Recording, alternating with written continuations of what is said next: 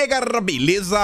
Como é que vocês estão? Meus amigos, hoje é dia de dossiê porque é a única forma da gente conseguir entender o que aconteceu no dia de ontem. Gente, sei que teve muita confusão, né? Muita gritaria, algumas coisas aí sensacionais. A começar, né, do vídeo do Dilma, ele falando lá sobre a história da armação do Moro. Só que, pessoal, para muito além da mitada de rede social e da narrativa, tem algumas coisas que aconteceram que, se você para por um segundo, sai de dentro da caixinha e olha de fora, você percebe que é como se ainda existisse um véu e ainda existiam algumas incertezas no ar, que depois de alguns eventos, e não só em relação ao Dilma, mas também entre o Renan Calheiros e Arthur Lira, e esse foi um assunto que não foi tão abordado ao longo do dia de ontem, e quando você olha agora e vê o que realmente está acontecendo no Brasil, eu acho que a direita tem até motivos para se animar. Tô falando sério mesmo, sem querer animar vocês, sabe que eu tento não alimentar esperanças.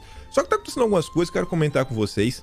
Quero mostrar aqui vários relatos, várias informações que foram saindo na imprensa, em colunas diferentes, que você vai vendo. Tiveram algumas entrevistas importantes no dia de ontem, como o do José Guimarães, que é líder do PT na Câmara. Ele falou algumas coisas, mas enfim. Quero começar falando ainda do dia de ontem da manhã, antes da fala do Dilma, trazer algumas coisinhas e aí já começar a falar, mostrar uma certa repercussão. Depois tentar trazer a pergunta do vídeo de ontem: quem é o vencedor? Quem é que sai ganhando com tudo isso que tá rolando? Depois eu quero falar do evento que o Dilma foi, lá da cultura, e algumas coisas no âmbito da economia, e trazer algumas informações bem interessantes. Não quero adiantar nada, confie em mim.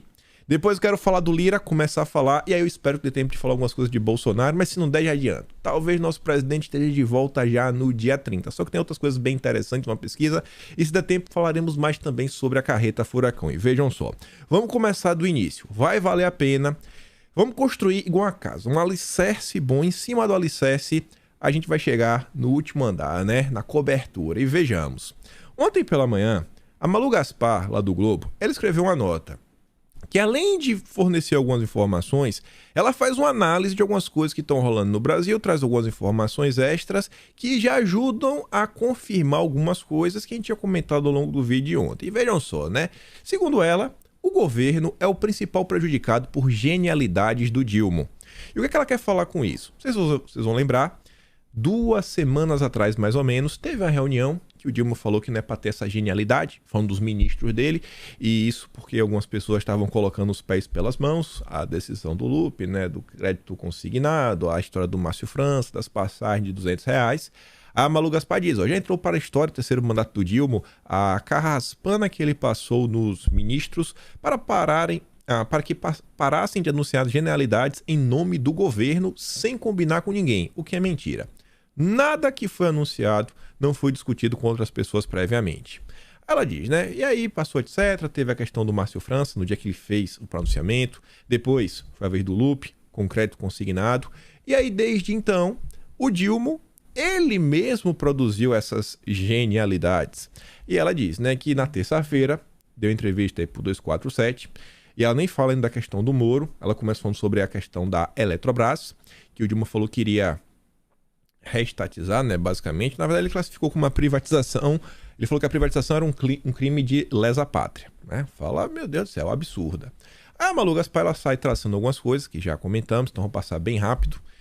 Lula anunciou também uma medida que ainda estava em discussão no governo: entrar na justiça. Entrar na justiça para tentar derrubar, o que é complicado, né? Para reverter a cláusula do estatuto da companhia que limita o poder de voto de qualquer acionista da empresa a 10%. Já que o governo tem mais de 40%, ele quer que o governo tenha 40% na hora de poder tomar decisões. E a Malu Gaspar fala que isso seria meio complicado, levar na justiça, tentar resolver, porque essa regra que ele quer derrubar está na lei da privatização que foi aprovada no Congresso.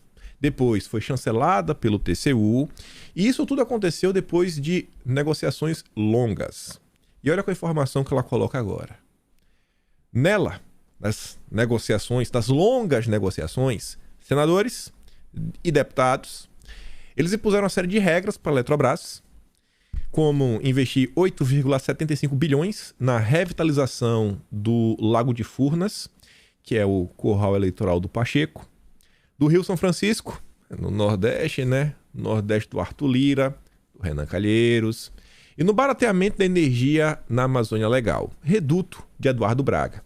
Quando a gente comentou no vídeo de ontem sobre isso, e que poderia ser um atropelo e poderia incomodar o Lira, bom, a Malu Gaspar apenas deixa isso bem claro, e o clima com o Lira está muito ruim, está piorando cada vez mais. O dia de ontem, realmente, sim, o Lira riscou a linha no chão e colocou um discurso literalmente bélico para cima do Pacheco e dos senadores, em especial Renan Calheiros. Só que aí veja, o que o Dilma pode vir a fazer, além de deixar o Lira chateado, ele pode estar começando a mexer em alguns pilares. Eu acho que o Renan Calheiros, obviamente, vai ter algum tipo de conversa. O Renan entende, mas melindrar o Eduardo Braga, uma parte do MDB, que é um partido relativamente dividido, quem sabe até deixar o Pacheco meio chateado, não sei se é o melhor dos caminhos, não sei se o Dilma sabe o que ele está planejando.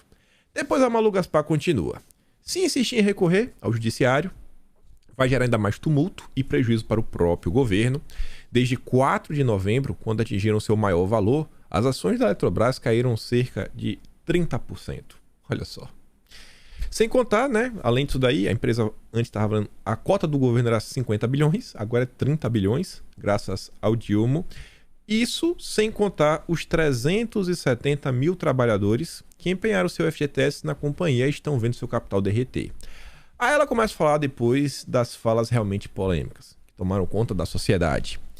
No outro momento da entrevista, o Dilma falou que durante o tempo que ele esteve lá em Curitiba, só vai ficar feliz, né, quando o Moro. E contou que ainda dizia: estou aqui na prisão para me vingar dessa gente. A Malu Gaspar passa aquele paninho de leve falando o seguinte: ó, todo mundo que assistiu entendeu que o Dilma se referia a um fato de anos atrás, não ao presente. Beleza, Malu. Mesmo assim, a declaração foi um tiro no pé. Deu ruim mesmo. Pelo palavrão, por contrariar o tom do Amor Venceu da campanha e por levantar a bola do Moro, que andava esquecido até mesmo pela direita. E esse aqui é um ponto que a gente comentou no vídeo ontem. O Moro voltou para os holofotes. Ninguém vai falar do Moro. Ninguém tava nem aí pro Moro. Eu espero que depois de tudo isso daí, ele volte pro nada. No dia seguinte, a Polícia Federal desbaratou um plano, né, que foi a operação, a gente comentou no vídeo ontem. E aí, a ação da PF, que poderia ter ganhado destaque por atuar de forma republicana, impedindo aí o ataque ao inimigo político do Dilma, acabou dando munição a uma onda suja de fake news de que ele pudesse ter algum tipo de conluio com o crime organizado. Comentamos no vídeo ontem. Essa ação que ocorreu, ela não estava no radar do governo. Ela realmente não estava no radar do governo. Pegou muito mal. Muito mal. Vocês viram, assim, os ministros entraram em campo, influenciadores entraram em campo, aí foram membros, olha só, o Dilma salvou o Lula, etc. Ou o Dilma salvou o Moro, etc. Tudo mais. Saiu do controle. A turma do PT achou que estava com controle na mão. E eu acho que isso também foi um recado para a classe política. Porque muita gente estava olhando e falando, pô, o PT tá daquele jeito, não é o PT de sempre. Tentando colocar sua turma em todos os cargos possíveis. Mexeu aí na Polícia Federal, novos nomes, mexeu na PRF, etc. E não adiantou. Não adiantou, né? Essa operação ter ocorrido ontem, cara, tá estranho. O que é que tem por trás? Eu ainda não sei, eu não vou bater martelo, todo mundo tem suas teorias. Mas não dá pra negar que foi estranho. O timing foi muito estranho. Mas tudo bem. Para completar, no final da tarde de ontem, o Banco Central anunciou que ia manter a taxa de juros de 13,75%, no caso foi anteontem. O recado implícito na decisão é que a ofensiva do presidente contra o Banco Central e a indefinição sobre qual será o novo arcabouço fiscal causam instabilidade na economia e inviabilizam uma queda neste momento. E aí foi o que a gente comentou também no vídeo de ontem, que é mentira, é balela, aquela história de que o Haddad apresentou o arcabouço fiscal para o Campos Neto, ele gostou e apresentou para o Lira, apresentou para o Pacheco, ele gostou, balela. É notinha da equipe que faz assessoria de imprensa do Haddad, que contratou o Lauro Jardim para soltar a nota. E vão aparecer mais algumas nos próximos dias. E aí, para encerrar, ela fala assim, aí também a genialidade se voltou contra o presidente. Ele fica batendo no Banco Central, o Banco Central só tá se virando contra ele. Não tá ajudando nada. E olha esse final agora. A gente tá começando a construir nosso alicerce. Embora ninguém vá dizer em público, Nos bastidores, o que não falta é auxiliar e aliado do Dilma exasperado. A questão, porém, permanece insolúvel. Quando Dilma passou um pito em seus ministros, eles tiveram de se emendar. Já as genialidades de Dilma, não há quem segure e quem mais perde com isso é o próprio desgoverno. E aqui agora, o meu erro. Eu esqueci de procurar a nota. Eu não vou dar pausa aqui para procurar. Eu acho que eu sei onde tá, mas como eu tô na dúvida e hoje eu tô com algumas coisas a fazer, depois que terminar de gravar, não vou voltar. Mas eu falo e vocês podem pesquisar. Acho que ainda no período de transição, antes do ano virar, e depois também saiu a nota já depois que começou o ano, começou o desgoverno, alguns jornalistas, eles começaram a pontuar sobre o José Dirceu. Mas não sobre o que o Dirceu estava fazendo, mas sobre a inexistência de um novo José Dirceu no governo do Dilma. No momento atual não tem ninguém para esse cara. Quem que vai falar com ele alguma coisa? Ele é o rei, ele é o Deus. Você acha que o Haddad vai chegar lá e vai falar que ele tá errado? Vai falar, Lula, você tá errado. Você acha que alguém vai dar um pito nele? Eu acho que a primeira-dama ainda tem alguma ascendência para chegar e falar e ele ouvir. Mas tirando isso, você acha que tem alguma coisa? Então assim, a gente tá diante de um desgoverno onde o cara tá cansado, o cara tá rancoroso e ele não tem ninguém para dar aquele toque amigo e falar, irmão, você tá passando do ponto. Só para deixar bem claro, né? Mais uma análise falando o que a gente já disse. Operação contra o grupo criminoso foi boa para Moro politicamente. Avaliam aliados. Óbvio que foi boa, né? Só para confirmar mesmo. O cálculo é que o caso trará à tona o trabalho do combate ao crime organizado, né? Que foi realizado pelo Moro quando era ministro, quando era juiz, etc. Tudo mais. Enfim, tá aparecendo na imprensa, tá dando uma entrevista, etc. Tudo mais.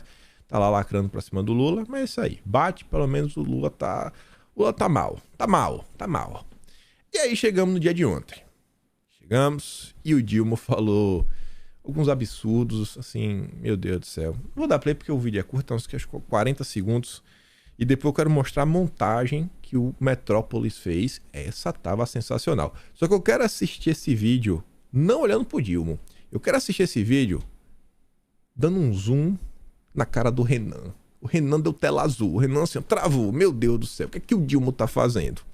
Vamos ver aqui junto. Foi revelado ontem pela PF para atacar o Moro e as autoridades públicas. Eu não vou falar porque eu acho que é mais uma ação do Moro. Mas eu quero ser cauteloso. Eu vou descobrir o que aconteceu. É visível que é uma armação do Moro. É visível que é uma armação do Moro. Isso porque ele falou que não quer falar sem provas, mas depois ele diz que é visível.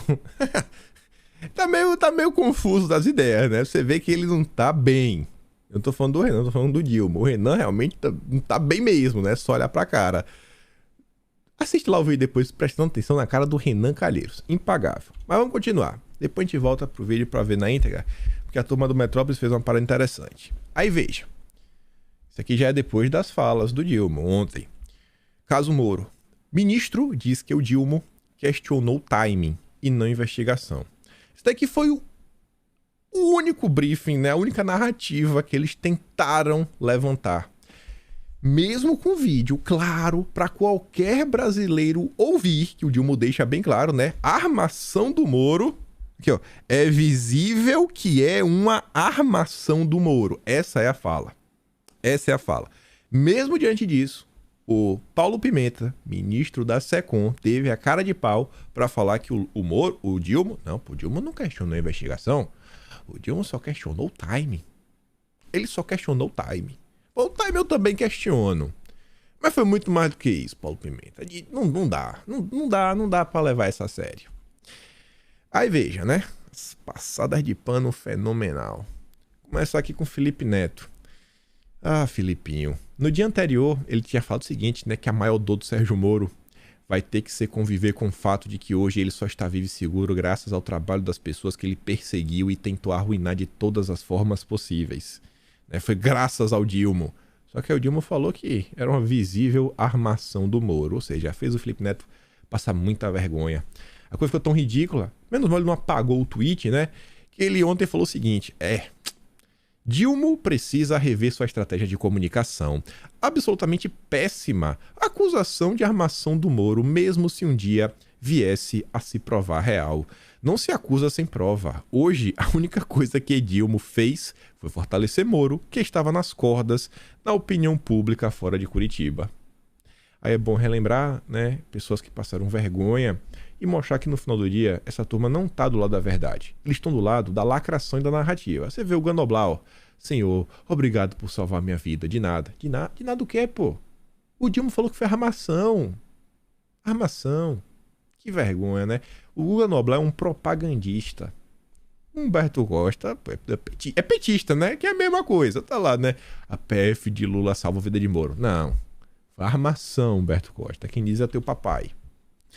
Aí o ápice ontem, um dos melhores momentos dessas contradições, e aqui a gente vai escutar tudo, foi a Metrópolis. O Sam Pancha, ele pegou as falas do ministro da Justiça e Segurança Pública, intercalou com o que o Dilma falou, mostrando como o Dilma contradisse, né, todas as declarações do Flávio Dino.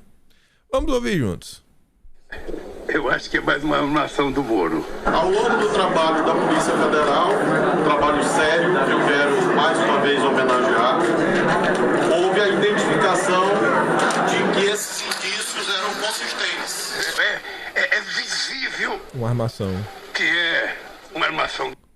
Foi uma armação, mas o Flavinho tá falando que os indícios são assim, cara, consistentes, sabe? Parabéns pra Polícia Federal. E o Moro e o Dilma falou que é armação. Mas eu vou pesquisar, eu vou saber por que da sentença. Eu até fiquei sabendo que a juíza não estava nem em atividade quando deu o parecer para ele. Em relação especificamente ao senador Moro, chamou a atenção e foi determinante, inclusive, para a Polícia Federal o fato de já haver atos de montagem de estruturas para perpetração de crimes no Paraná. E foi isso que, inclusive, determinou que uma parte da investigação tramitasse no Paraná e que, inclusive, a decisão judicial seja oriunda do Paraná. Mas isso a gente vai esperar. Eu não vou ficar atacando ninguém sem ter provas. Eu acho que é mais uma armação. E se for mais uma armação, ele vai ficar mais desmascarado ainda. Sabe? Eu não sei o que ele vai fazer da vida se ele continuar mentindo do jeito que está mentindo. A Polícia Federal, atuando de modo técnico e independente, cumpriu a lei e obteve um êxito extraordinário, mostrando que nós não temos nenhum aparelhamento político do Estado, nem a favor nem contra ninguém. Pensa o seguinte: a população brasileira ainda tem muitas pessoas, né, que não acompanham a política e nem sabem do que está acontecendo e não tá nem aí. Mas toda aquela parcela de pessoas e que acompanha e tem força de influenciar o resultado das coisas, seja o empresariado, seja o tal mercado, seja a própria classe política, né, outros setores das elites, né, o establishment brasileiro, tá todo mundo vendo.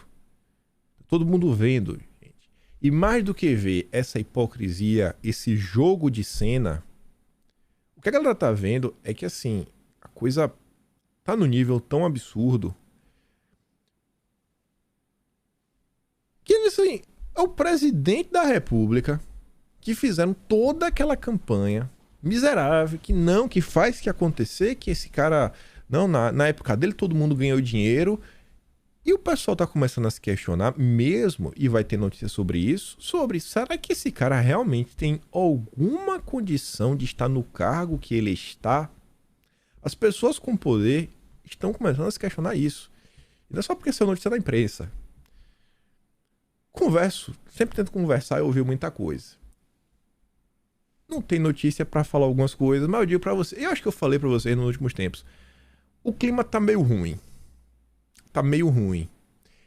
E ainda tinha algumas dúvidas no ar sobre, será que esse governo realmente tá tão fraco assim? Não é possível. Deve ter aqui, né, uma canelada ou outra. Mas Deve ser essa carreta furacão, né? Maluca que tá aí, colocando os pés pelas mãos. Só que o tempo tá passando e tá muito estranho. A gente tá chegando no final de março, nem as MPs que eram de Bolsonaro foram colocadas em votação. Não foram até ontem. Até isso agora mudou. Mas chegaremos lá. Dever de casa para Dilma. Palavra é prata. O silêncio é ouro, né? O Noblar aí, triste com o que o Dilma tava fazendo. Ficar calado era melhor. E aí a turma da Globo News, imagina, vindo da Globo News, né? A Andréa Sadi falou o seguinte, vamos lá, Andréa, fala.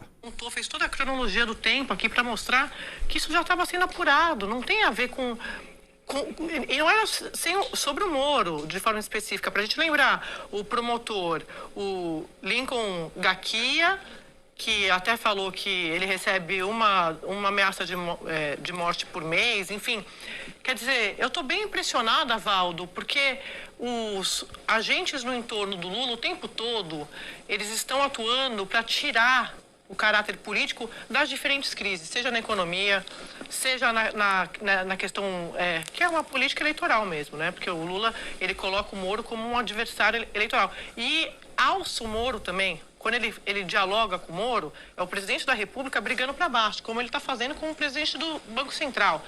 Então, assim, o Lula, nesse espírito que o Trigueiro bem lembrou, que fez uma campanha toda, não tem revanchismo, aqui é só love, Lula, paz e amor, Ministério do Namoro, coisa e tal. Olha esse final. Olha, Valdo, eu vou te falar, tá me parecendo um hashtag vingativo. Em muitas das declarações dele, sim, que estão contaminando. Geralmente é ministro, assessor que contamina o andamento do governo. Com esse tipo de declaração, quem está contaminando neste momento é o próprio presidente. Sai da caixinha. Não olha o seguinte, poxa, até a Globo está falando que o Dilma é vingativo. Vai além. Por que até a Globo está falando isso? Por que até a Globo tá falando isso? Esse caso, eu tô falando pra vocês, a repercussão disso tá grande. Tá grande. Como falar isso? Sei lá, pensa... Sei lá, você tem dois lutadores, né? O cara nunca lutou profissionalmente, lutava assim na academia de bairro, de outro cara que era, nossa, famoso, vários troféus, etc, tudo mais, e aí você às vezes tem medo de encarar o cara, e aí você fica assim com medo, mas na hora que você vai pro tatame, você vê que o cara não é isso tudo que você esperava, mas tinha uma aura, né? Não, porque o cara ganhou não sei quantos títulos, tá assim meio longe, né? Dos tatame, da vida, etc, mas ainda tinha essa dúvida no ar. Um passado, um legado, e agora a coisa tá complicada. Tá complicada. Pra Globo News tá trazendo essa questão da vingança, do vingativo, é porque muita gente que não deveria saber disso tá começando a perceber. O clima tá ruim. Tá muito ruim. Tá pior do que eles imaginavam. E ele vai falar mais sobre isso, né? Porque alguém tem que sair vencedor dessa história. Pelo menos alguém tem que estar ganhando, alguém tem que estar perdendo. Aí vamos começar. Olha essa primeira nota da Folha de São Paulo. E aqui levanta ainda mais alguns questionamentos até sobre o timing. Juíza tira sigilo de investigação após o Dilma falar em armação. O Dilma falou? Foi lá e tirou o sigilo. A partir do momento que ela tira esse sigilo, mais informações podem vir à tona, que são mais informações que podem favorecer um lado, né? Ou favorecer outro lado, ou favorecer alguém, pode também prejudicar alguém. Diz, né, a liberação do conteúdo ocorreu por volta das 3 horas da tarde. Pouco antes, o Dilma afirmou achar que era uma armação. E o Dilma também colocou em suspeição a atuação da juíza. É mesmo? Sou suspeita? Então tome. Vou pesquisar o porquê da sentença. Fiquei sabendo que a justiça não estava nem em atividade quando deu parecer para ele, né? Justiça não, quando a juíza. E aí, para vocês verem que a coisa realmente está incomodando muito, a PF se irrita com a decisão de juíza sobre investigação de plano para atacar o Moro. A PF não gostou de levantar o sigilo e aí acabou irritando os quadros do alto escalão da Polícia Federal. A informação da Bela Megali. Em parte da corporação, a ação foi vista como uma tentativa de blindar Moro após as declarações do Dilma. Ou seja, você vê que o governo não está conseguindo controlar todas as áreas. O negócio tá começando a sair de controle. Aquela ideia que passava de força, que ia chegar arrepiando, tocando terror, aprovando tudo, tratorando. Mas tratorando. E aí pensa aí quem tem vários projetos, quem tem vários interesses, vai falar, pô, o governo vai vir com tudo. Vou colar no governo. Porque se eu quero que a minha agenda avance, eu tenho que colar com o governo. E o cara tá vendo que não, que o governo não tem controle de nada. É um faz de conta, é um castelo de areia. É tudo um castelo de areia. Aliados e ministros do Dilma reprovam fala do Moro. Contraponto e escorregada. E quem fala isso aqui, ó?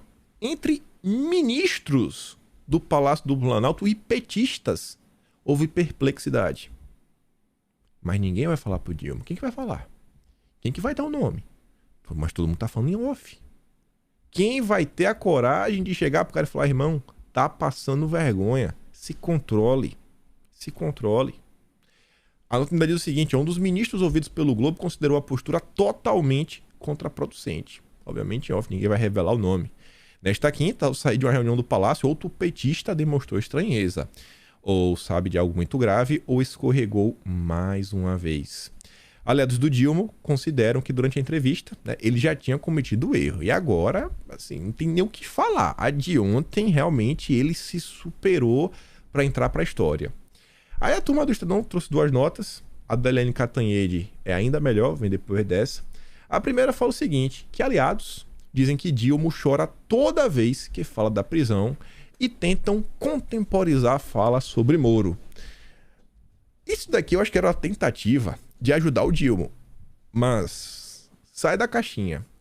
E vamos sair até da política, vamos olhar um ser humano comum. Gente, por mais que você tenha passado por algum tipo de experiência traumática em sua vida, quando você se propõe a liderar, né, principalmente quando você é o presidente da República, você tem que superar os seus medos, né? Você tem que superar as suas angústias, sabe? Os seus temores internos, os seus pesadelos. E a turma tá falando, ó, a interlocutor do presidente também atribui a fala desastrada à instabilidade emocional. No período eleitoral, ano passado, eu falava algumas vezes, falando assim, gente, olha para o que está acontecendo, olha para o Dilma e relembra. Teve a questão do Neto, que faleceu, ele não pôde ir. A Marisa também, né? O irmão. E é muito difícil um ser humano passar por essas experiências e não sair abalado. Isso acaba marcando o cara. O cara fica meio odiento por dentro, meio rabugento, ainda mais quando é mais velho. Pensa o que passa na cabeça do cara mais velho. É natural da vida humana. Quanto mais velho você vai ficando, você vai tendo menos amigos. Alguns acabam por partir, né? Porque tá todo mundo mais velho. Às vezes se distancia, porque tá mais velho, tá com família, né? Fica tudo um pouco mais complicado. É o tempo livre que tem, às vezes quer ver os netos, quer passar com os filhos, né? Aquele negócio. Então você acaba distanciando dos seus amigos. Então, normalmente a velhice leva a pessoa mais pra solidão. Que é um negócio meio complicado. Aí você junta um cara rancoroso, com um pouco de solidão e com alguns probleminhas que ele já tem. Aí você fala, mano, não tem como dar certo. Eles reconhecem o dano causado pelas falas, né? Todo mundo reconheceu. Deu ruim, mas deu muito ruim. E a Helene Cantanhede fala o seguinte, a pergunta que começa a rondar Brasília. O que está acontecendo com Dilma? Eu falei pra vocês. A intensidade disso eu acho que é maior do que a Helene Cantanhede consegue descrever na nota. Isso realmente tá girando. A Rádio Peão tá quente esses tempos. A Helene Cantanhede fala o seguinte, né? Também é mais do que compreensível que depois de tudo que ele passou, né? Na prisão, morte do neto, que ele chora num discurso, num evento. Mas, se ele chora tanto, tão seguidamente, rapaz, começa a gerar um zum, né? Um incômodo sobre as condições emocionais de um presidente que volta para um terceiro mandato no país em um mundo diferente e mais hostis. Será que esse cara tá apto a ser presidente? Será que não vale investir em outro cavalo? Eu não tô nem falando no Alckmin, tô falando, pô, vamos apostar no Lira, vamos apostar no Pacheco, vamos apostar em algum representante, né? Algum outro local aqui do estado pra gente avançar com nossas agendas. A gente quem? Todas as forças, todos os grupos políticos no Brasil. Cada um aposta em um cavalo. Por falar em hostilidade, Dilma e o governo do PT jogam toda a culpa dos juros estratosféricos no Banco Central. Mas Manifestações infelizes do presidente, insegurança na economia assustam investidores, pressionam a inflação e impactam nos juros. Transformar o Banco Central em vilão número 1 vai resolver? E eu respondo, não vai. Não vai. O que eu digo para vocês são mais dúvidas. O véu, que ainda tampava a visão de algumas pessoas, ainda mantinha uma certa dúvida no ar, que será que não, beleza, tá aqui essas escorregadias, mas o PT é o PT. O PT sabe o que tá fazendo. Eu acho que isso tá começando a mostrar que muitas pessoas estavam superestimando o PT. E eu comentei no vídeo ontem, falo aqui rápido, eu acho que depois dessa primeira indicação do Dilma para o judiciário, essa primeira grande nomeação, e que ele não vai ter como atender todos os setores interessados em apontar um bom nome, um nome com amplo conhecimento jurídico, eu acho que a turma que não for contemplada vai ficar chateada. E a vida dele vai piorar. Vamos continuar.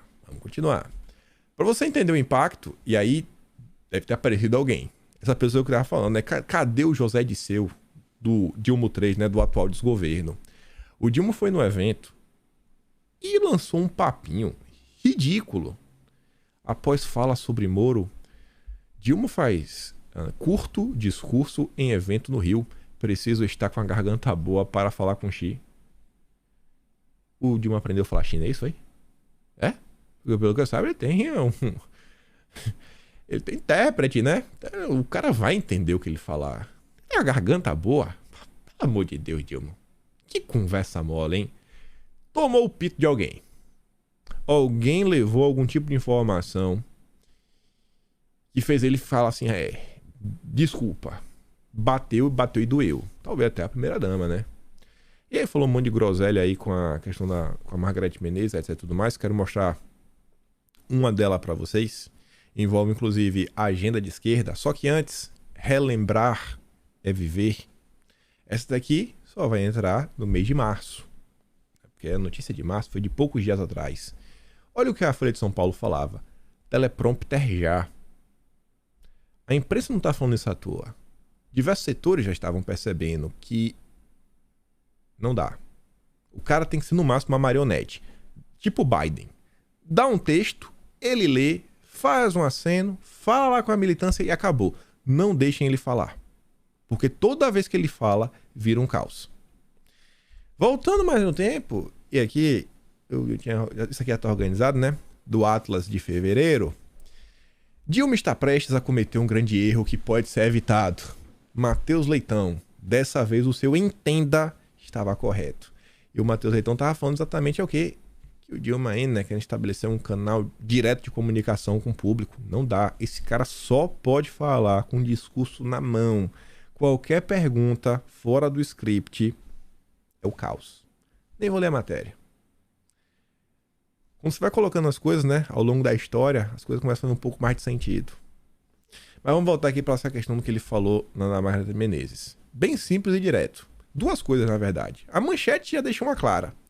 Vão dizer que a mamata voltou, diz o Dilma assinar a nova lei Rouanet. Sim, Dilma, a mamata voltou. Aí lá, ó, a guerra em defesa da cultura contra nós será muito grande. Vão dizer que a mamata voltou, que a farra voltou, que o gasto necessário voltou. Vão dizer uma série de coisas que vocês já sabem quem vão dizer. Mas dessa vez, vocês não devem ficar quietos, declarou Dilma. Aí olha o que ele diz agora. A gente não pode permitir que a pauta de costumes possa derrotar a política cultural neste país. Ou seja, o que ele chama de cultura é a agenda woke, a agenda progressista. Ele falou, os conservadores não podem nos derrotar. Vamos lá, vai ter dinheiro, vamos avançar com a agenda woke no Brasil. A agenda progressista de esquerda que vocês bem conhecem. Mas vamos continuar.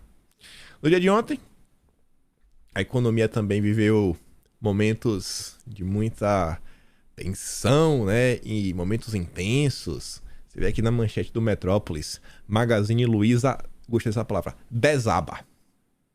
Tu consegue imaginar a Luiza Trajano desabando? Desaba 13% na bolsa e Bovespa recua quase 2%. E o engraçado disso é que dias atrás, exatamente 7 dias antes, o Globo reverberava a fala da Luiza Trajano em entrevista para a Vera Magalhães e o Cláudio Andreasa, lá no podcast do Globo, né, o 2+1, Varejo não está desesperado com a gestão econômica de Lula. Não, tá não. Passou 7 dias, desabou. Ô, Luísa. Tá difícil, viu? Tá difícil sustentar o Dilma. Se liga aqui, ó.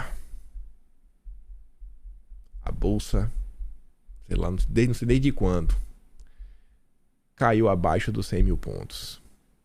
96.996. Com mais de 3% de queda. E Bovespa entra no terreno dos 96 mil pontos. Real tem o pior desempenho do mundo. Vai colocar a culpa do Campos Neto? Não, né? Pelo amor de Deus. Não dá, né? Não tá colando mais. Não tá colando mais. A Globo News ontem, né? Pra tentar ver se dava pelo menos uma forcinha. Só pra comentar aqui rápido. Eu não vou dar play nesse vídeo. Mas eles levaram o Guido Mantega. Não tendo quem colocar, né? Levaram o Guido Mantega. Sim, o Guido Mantega. Por tudo que aconteceu, né, todos os problemas. Nós vamos levar o Guido Mantega. Tava lá quando a Dilma quebrou o país. Mas lá vai a Globo News. Porque tá difícil encontrar um economista que queira dar a sua cara, né, a sua reputação para defender o que tá acontecendo. Outra notícia que chamou muito minha atenção no dia de ontem, mais do que a do teleprompter, é do Matheus Leitão falando que não pode deixar o Dilma falar sem script, foi essa daqui. A Simone Tebet falando numa boa, com a cara lavada, como se nada tivesse acontecendo, que é só, né? Ela, a Simone Tebet, está prevendo um rombo de 120 bilhões, que é maior do que a estimativa oficial. Hã? Maior? Tá de brincadeira comigo. Tá maior que a estimativa oficial? Absurdamente maior. Maior é pouco. O ministro disse que o governo precisará incorporar gasto adicional com reajuste do salário mínimo. É uma projeção, mas ele está caminhando no sentido que nós queremos. O déficit fiscal no Brasil não se encerrará com 230 bilhões, e sim algo em torno de 107, né? Podemos ter uma pequena alteração quando vier o reajuste do salário mínimo, em torno de mais alguns gastos. Em vez de 107, que é o valor oficial, 120. Mas o valor oficial não é 107. Não é. E é por isso que a gente tem que ter memória. E no que depende de mim, teremos. Página 33. Volume de janeiro do Atlas Brasileiro. Olha a última notícia da coluna da esquerda. Tá pequenininho, mas eu acho que dá para ler. E a primeira notícia da coluna direita. Eu vou ler aqui, ó. Vou começar a do Poder 360, né? Haddad diz ainda que não tem medidas para cortes de despesas. Era início do mês de janeiro, dia 3 de janeiro. Tava esperando o Haddad, né? Não tinha arcabouço fiscal, não tinha nada, mas o Haddad anunciou que ele tinha uma medida porreta, que ia reduzir o déficit, que teve a PEC do rombo, mas o Haddad sabia consertar a economia no Brasil. Aí eu falava, né? Com diversos setores cobrando responsabilidade fiscal, Haddad aparecia com um grande balde de água fria. Precisaria de mais 10 dias para Haddad apresentar um valor e algumas propostas. Aí tinha a notícia da Veja, né? Haddad apresenta pacote com 242,7 bilhões que prevê a reversão do déficit. Haddad falou que ia zerar. Não era de menos 107. Não era déficit de 107. Era déficit de zerou. Vai reverter. Reverter. Só que aí depois da Folha de São Paulo, deixa eu ver a data. Um dia depois, a notícia do Haddad foi no dia 12. Um dia depois, no dia 13 de janeiro, olha o que a Folha noticiava. Impacto factível de pacote de Haddad fica próximo de 120 bilhões. Avaliam economistas. Mercado critica a escassez de medidas com efeito duradouro. Vê governo hesitante em empenhar capital político no ajuste. Passado o tempo, Haddad apresentou uma proposta onde o valor factível é gerado em menos de 50% do valor anunciado. Diante disso, disse, né, tem que até consertar. Diante disso, o mercado criticaria a escassez de medidas com o efeito duradouro, né, e vê o governo hesitante em empenhar capital político nos ajustes. Tava lá, gente. Quando você registra a história, você não deixa que pessoas como a Simone Tebet cheguem com a cara mais lavada do mundo falando, olha só, não, vai ser só um pouquinho acima do que a gente espera. Mentira! Mentira! O Haddad falou que seria 242,7. Não vem de papinho. A história está aí para provar. Quem ainda não assinou? Kimpaim.com, sem BR. Kimpaim.com. Sei, tem várias pessoas falando, não tem boleto, não tem Pix, porque tudo está numa plataforma internacional. Eu não tenho conta no Brasil, nunca tenho nada no Brasil, e vocês conhecem bem o Brasil para saber que é complicado, é melhor não ter esses problemas e tentar ficar um pouco distante, né, do olho do furacão. Mas vamos continuar. Para falar agora de um tema muito mais importante e que aconteceu ontem, que não ganhou a devida repercussão, e isso daqui eu acho que nos próximos dias vai realmente desmascarar de vez, ou não, o desgoverno. E envolve a relação entre Senado, Câmara e o Poder Federal. É fundo do Judiciário, né? E vejam só. No dia de ontem, o Renan Calheiros estava todo, né, espivitado, emplacou lá algumas mudanças, uma questão de ordem, o Pacheco leu, botou para frente, mostrar para vocês. E aí, o Renan Calheiros, ele trocou umas palavrinhas com a turma do Guilherme Amado, e a Natália Portinari deu voz, que foi a fala do Renan Calheiros. Renan, Arthur Lira é irrecuperável e governo está desistindo dele. Renan Calheiros jogou o Dilma contra o Lira. Eu acho que isso não é bom, eu acho que tem que combinar, Renan, tem que combinar, não atrapalhe o Dilma. Não deixe que seu ódio atrapalhe o Dilma. Renan fez questão de ordem no Senado, cobrando posicionamento do presidente da Casa, o Pacheco, sobre a instalação das comissões para analisar as MPs do governo, como prevê a Constituição. Acho que o governo está desistindo do Lira, porque é um cara totalmente imprevisível, não cumpre nada. E palavra, ainda mais sendo o presidente da Câmara, conta muito, né? O Renan bateu encaixado. Diz Renan Coluna. Nós nunca tivemos crise no bicameralismo brasileiro, é a primeira vez. Renan foi para cima do Lira. Para você ver como essa fala é destemperada, o José Guimarães, ele concedeu uma entrevista ontem para o Guilherme Amado, entrevista de vídeo, dá para assistir no YouTube e tudo mais. Aí você vê, ó, Arthur Lira é olha a manchete. Olha a manchete. Você acha que isso aqui é aleatório? Você acha que isso aqui é aleatório? Isso aqui é a notícia. O cara falou, irmão, pelo amor de Deus, bota na manchete, deixa claro, o Renan não fala em nome do governo, não crie problema pra cima de nós.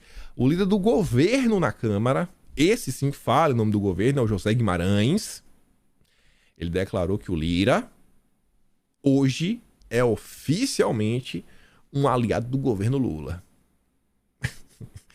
Olha o Renan Calheiros. Renan, não cria problemas, né? Em entrevista à coluna nesta quinta, Guimarães afirmou que Lira tem manifestado a Lula nos encontros privados com o presidente que quer ajudar o petista a aprovar os projetos do governo na Câmara.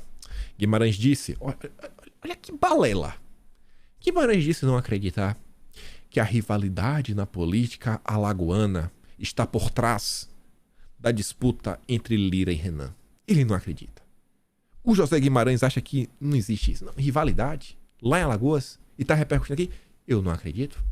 Segundo o líder do governo, uma questão paroquial não pode ser superior ao interesse do país.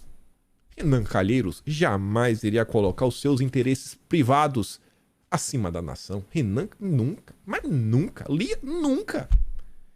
Veja o nível da entrevista. Veja o nível do desespero de tentar colocar panos quentes. Você vai entender por quê. Olha o que foi que rolou. O antagonista aqui colocou o momento. Eu só vou dar play nos 15 primeiros segundos para você ver. Porque o Pacheco, ele fala do Renan.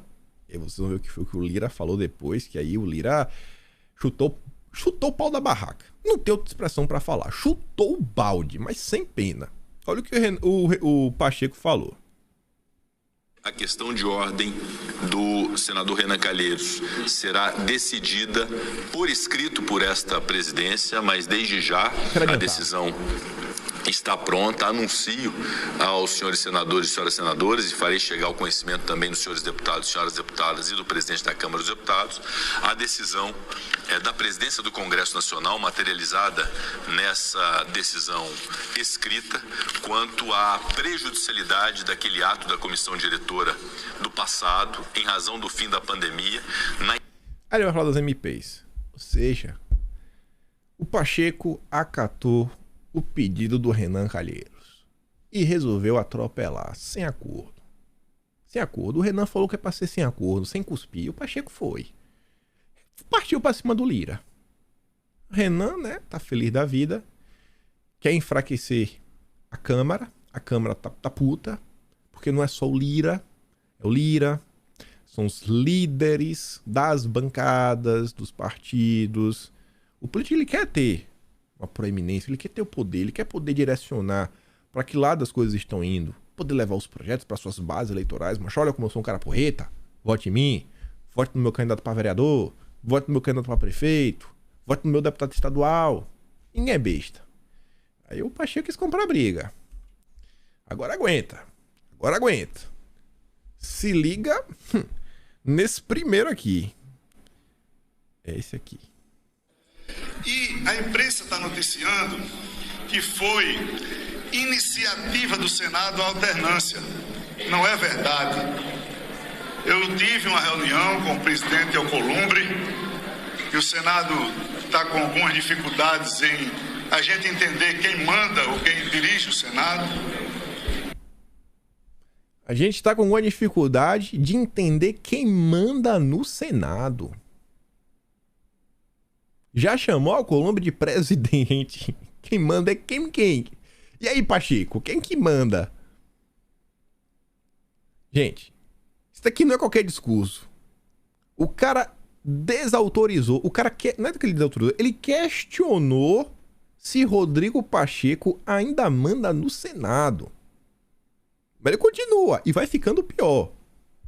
Se é as questiúnculas de Alagoas que não devem interferir. Questiúnculas de Alagoas. Isso para não citar o nome do Renan Calheiros, que é de Alagoas, adversário político. Quem é que manda? É o Renan? É Pacheco? A dinâmica do Brasil, se são posicionamentos políticos, porque eu não entendo. O maior interessado na vigência das medidas provisórias é o Senado da República, porque são eles que indicaram ministros, são eles que têm ministérios. A Câmara está absolutamente tranquila. O maior interessado nas MPs é o Senado. Foram eles que indicaram ministros. Eles que estão ocupando os ministérios. Gente, bom, muito além da Câmara também querer ter ascendência sobre o orçamento da União e comandar algumas pastas, muito além disso, sai da casinha. MPs. Tá. Ministérios. O que é que tem? Vocês devem lembrar que no governo Bolsonaro tínhamos aí, sei lá, 12 ministérios a menos, 7, acho que 12 ministérios a menos, né? Mais ou menos isso, 10 a menos, nem lembro mais quanto. Mas era uma quantidade considerável a menos. E para fazer essa ampliação de ministérios, o Dilma fez uma MP. Então, se a MP dos ministérios ela não for aprovada, talvez os senadores percam, né, as suas indicações. Olha o ponto que o Lira tá indo. Esse discurso aqui não é qualquer discurso. É tipo aquele discurso que o Lira fez na Associação Comercial de São Paulo, que ele esmagou o Lula. Esmagou, humilhou, né? Foi ridículo aquilo ali para um presidente da República, que não tem base nenhuma, nem para provar matéria de quórum simples. Aí sobre isso o Estadão soltou essa nota. Dilma convoca reunião com a ala política para traçar estratégia sobre a crise de MP no Congresso. Parece que o Renan Calheiros não combinou com Dilma. Parece que o Renan resolveu agir sozinho. E é a crise mesmo, porque depende de uma votação para isso aqui avançar. E não é crise só sobre a questão ministerial. E não é crise apenas das MPs do Dilma. Ainda tem as MPs de Bolsonaro. Do governo Bolsonaro, que o Dilma quer derrubar uns vetos, umas coisas, outra. Aí na reunião vai estar o Padilha, relação institucional, né? Ainda tem a chave do cofre, as RP2, o novo orçamento secreto. O Haddad. Falando aqui também o orçamento na mão, da Fazenda. O Alckmin. Paulo Pimenta da Secom, para ver comunicação, meu Deus do céu. Ainda vai participar os líderes do Senado, que é o Jacques Wagner, da Câmara, que é o José Guimarães, e do Congresso, que é o Randolfo Rodrigues. Aí a nota traz algumas informações extras interessantes. Sem um acordo firmado, Pacheco ignorou as ameaças de Lira e assinou uma questão de ordem apresentada pelo Renan Calheiros. Atropelou, tá nem aí pra nada. Lira disse que Pacheco age com truculência e ameaçou deixar caducar as medidas apresentadas pelo Dilma. Vai caducar. É diante deste quadro que o Planalto decidiu agir. Caso as MPs não sejam votadas no prazo máximo de 120 dias, elas deixam de valer. Dentre as medidas que dependem de apreciação do Congresso está a que criou 14 novos ministérios, assim como o texto que define as novas regras do programa Bolsa Família. E, gente, olha só, 14 ministérios. Pode parecer besteira, mas pessoal, já estamos hoje, ó, janeiro e fevereiro dá 59, né? 28 mais 31. 59 com 4, 63. Com 20, 83. Temos 83 dias. É 120. Faltam 37. Gente, 83 dias passaram no estalar de dedos. E até o momento, vocês conseguem me apontar um único projeto. Um único, só um. Não precisa ser 2, 3, não. Só um. Não precisa ser uma PEC. Maioria simples, uma PL. Um único projeto que foi a votação até o momento. Em 83 dias, o governo não conseguiu sequer pautar nada com medo da derrota. E agora resolveu brigar com o Lira. Acho que tá dando uma... Acho que tá ruim. E o Randolfo Rodrigues vem para reforçar a minha percepção, porque, ó, na última quinta, o líder do governo no Congresso, que é o Randolfo Rodrigues, ele defendeu, olha o Randolfo, um cara histérico, gritaria para tudo que é lado, não sabe o que é ter calma, não sabe o que é ter educação, defendeu que a crise entre os presidentes do Senado e da Câmara seja resolvida, para que Dilma não perca a validade. O parlamentar procurou não tomar partido na disputa. Vai tomar. Ele acredita que as lideranças vão chegar ao entendimento. Relembrar e viver. Esse aqui vai estar no Atlas de fevereiro. Randolph rebate presidente da União, nega ceder mais cargos e exige fidelidade. Ele já tem muito nas mãos. Aqui ninguém pediu para ele se pronunciar. Ele falou porque ele quis. Foi lá falar. Tinha crise, ele botava o dedo. Para essa crise, o Randolph tá calado e não querer tomar partido, senta a pressão. Você acha que se o governo tivesse a gordurinha, a famosa gordurinha para queimar, o Randolph ia ficar aí, todo diplomático, sem querer tomar lado de ninguém? Tá ruim, gente. Não quero empolgar vocês. Tá ruim. Tá ruim. E aí o Lira voltou. A verdade... O Lira falou várias coisas, são pelo menos uns 4 ou 5 recortes diferentes. Eu peguei os 2 mais impactantes. Se liga nesse. Olha, presidente do Senado é presidente do Senado. Cada um, sabe, eu confio na capacidade de discernimento do presidente Pacheco. Lamento a decisão, porque eu não acho que seja a decisão mais acertada. É público que os líderes todos da Câmara têm uma posição contrária ao rito que hoje está para ser estabelecido. Os líderes todos têm um posicionamento contrário. Na hora de você ter uma votação, você não vai pro varejo. Você começa pelo atacado. Você conversa com os líderes, para os líderes falarem, tenho tantos votos, passa e não passa. Os líderes não contam. E se você estica a coisa demais, ela pode resolver, mas ela pode pocar. E se ela poca, não é a Câmara que tem ministros indicados na esplanada, por exemplo. Os ministros são do Senado da República, não é? E para não acirrar mais os ânimos, o que eu disse eu acho que está bem claro para todo mundo.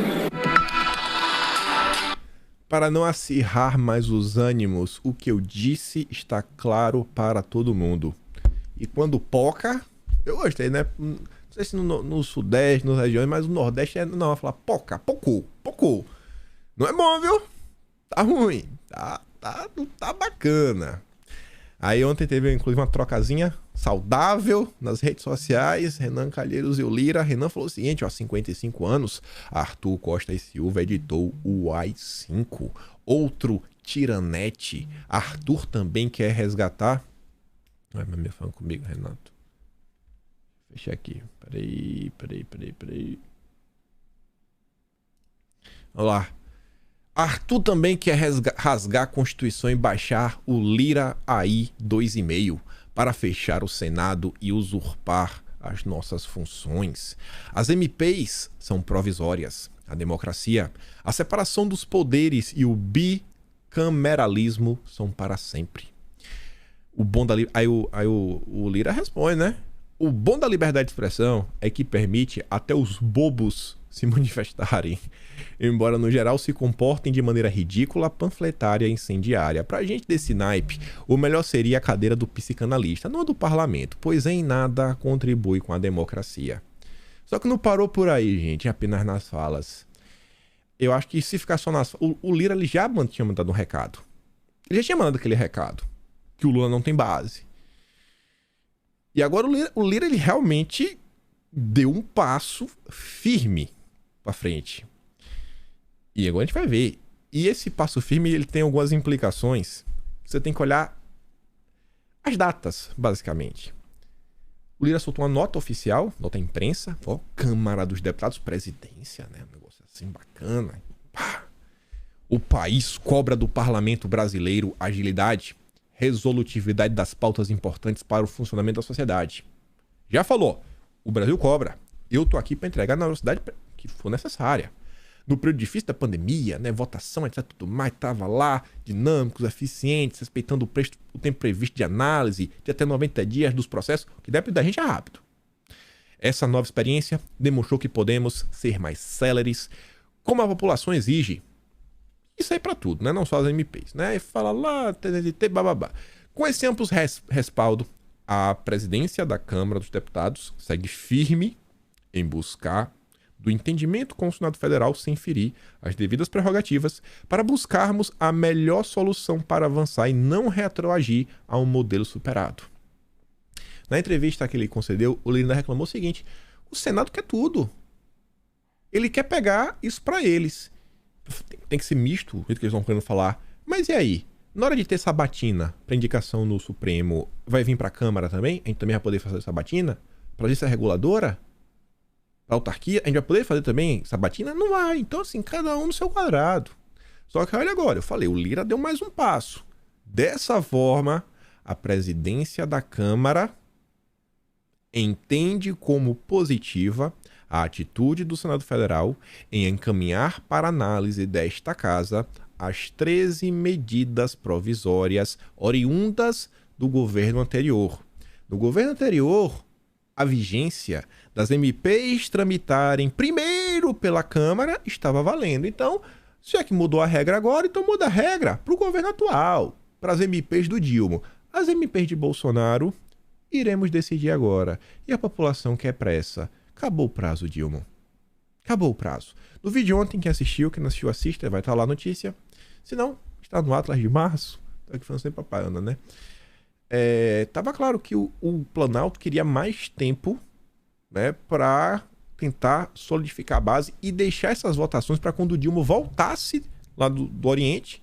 Que a coisa tá tão complicada que, como alguns deputados vão, o governo tá com medo de não conseguir só porque alguns deputados vão. E é pouca gente, né? Não é que vai 100 deputados. Assim, haverá esforço concentrado na semana de 27 a 31 de março para análise de todo esse material. Aí agora eu tenho que olhar aqui o calendário só para bater o martelo numa coisa que vai ser bem engraçado. Vocês sabem que os deputados normalmente trabalham 3 dias. Terça, quarta e quinta. A semana do 27 a 31 é de segunda a sexta. Segunda é dia 27. Eles não vão trabalhar dia 27. Na sexta é dia 31. Eles também não trabalham. O Dilma queria deixar tudo para quando ele voltasse.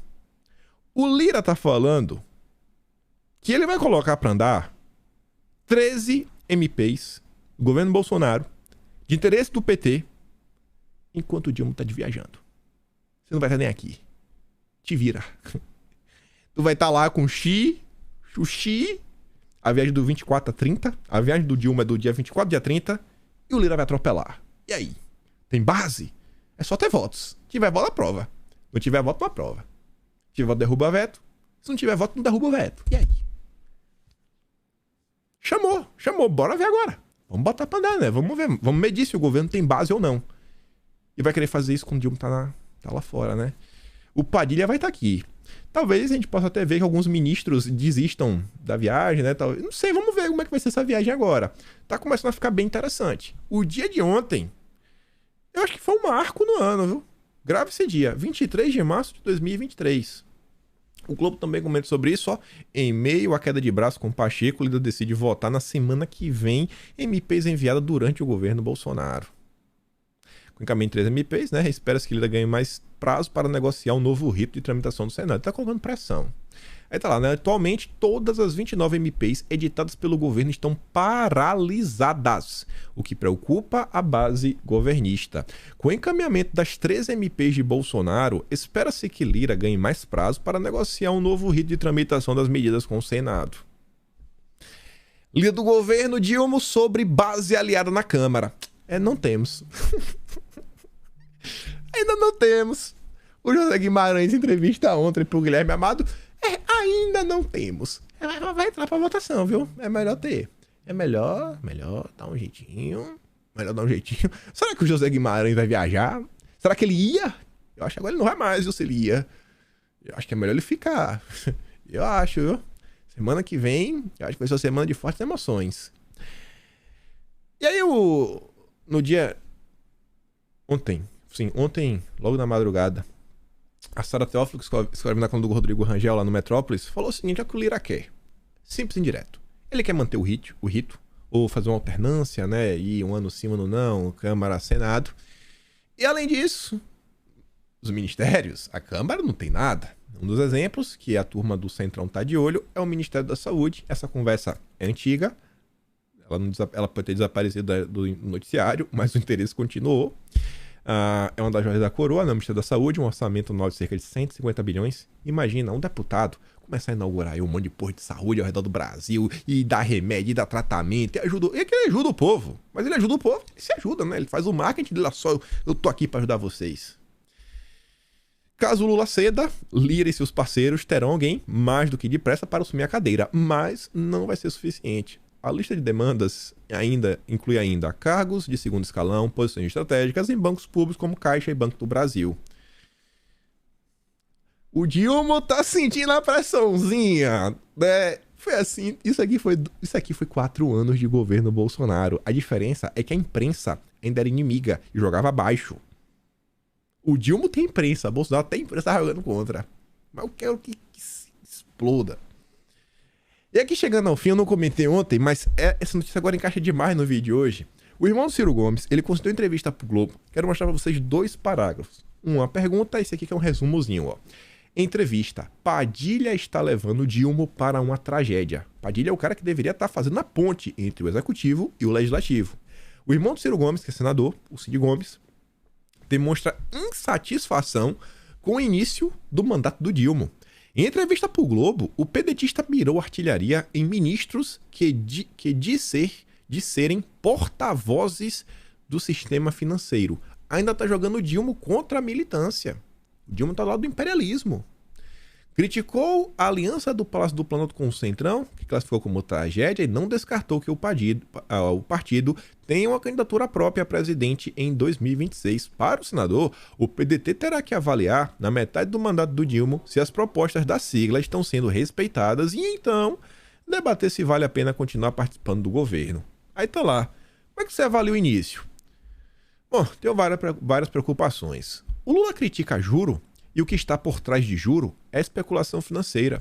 Eu vejo pessoas no governo muito influentes que são porta-vozes do sistema financeiro. Não dá para negar que o Padilha foi, por exemplo, diversas vezes lá na XP bater papo com o Guilherme Benchimol. Vide agora o caso do ministro da Previdência, Carlos Lupe, e que tentou baixar o juro do empréstimo consignado. Ele conversou com o presidente antes de reunir o conselho do Ministério da Previdência. E depois a Casa Civil disse que não tinha sido acertado. Uma desautorização pública. Confirmando o que eu disse para vocês. É mentira, é balela, aquela historinha do Lauro Jardim, da notinha plantada pela equipe de comunicação do Haddad, o telefone do Haddad pro Lupe, né? O que aconteceu depois que o Lupe bateu o telefone. Uma balela que o Haddad tava preocupado. O Haddad falou: Lupe, não faça isso, Lupe, cancele, não faça. Eu falei: não tem mais como, Haddad, eu já fiz. Mentira. Mentira. Nenhuma decisão. Essa turma não pensa por si só. Obviamente, eles conversaram com alguém. Mas depois, deu errado. Deu errado. Deu errado. E olha isso daqui ainda naquele contexto onde o PDT, junto com o PSB, estão querendo criar uma federaçãozinha, porque eles estão vendo que no pós-Dilma não tem ninguém. No pós-Dilma não tem ninguém. E aí? Aí quem sabe tem espaço para eles, né? Quebrar com a hegemonia do PT dentro da esquerda. Ou vocês acham que a esquerda é unida? Eles não brigam entre si? Não acredita mais nisso ainda, né? Enfim. Sobre Bolsonaro, pode voltar dia 30. E a gente começa amanhã, ver se sai mais alguma notícia. O que eu queria comentar mais requer tempo. Eu não quero comentar de forma atropelada, até porque tem 1h05. Mas o dia de ontem foi interessante. Dia com cara de sexta-feira. Vamos ver como é que vai ser o dia de hoje, né? E é isso. Eu fico por aqui. Se gosta do meu trabalho, posta no meu canal. Tem um botão de valeu. Tem um Patreon na descrição. Tem um Atlas Brasil também, kimpaim.com. Vamos contar a história desse país, o que a imprensa às vezes tenta esconder, tenta abafar. E eu te peço, só compartilha esse vídeo. Vamos tentar esse ano chegar a 800 mil inscritos. Faltou o que aí? 80 mil, 81 mil. Conto com a ajuda de vocês. E é isso. Aquele grande beijo, abraço, tamo juntos. Vou mandar todos esses vídeos que eu dei aqui ao longo do vídeo hoje, lá no canal do Telegram, link tá aqui na descrição. E hoje também tem notícias de quinta, lá no Quinto Elemento, que o link também na descrição. E é isso. Aquele grande beijo, abraço, tamo juntos. Valeu, meus amigos. Fui!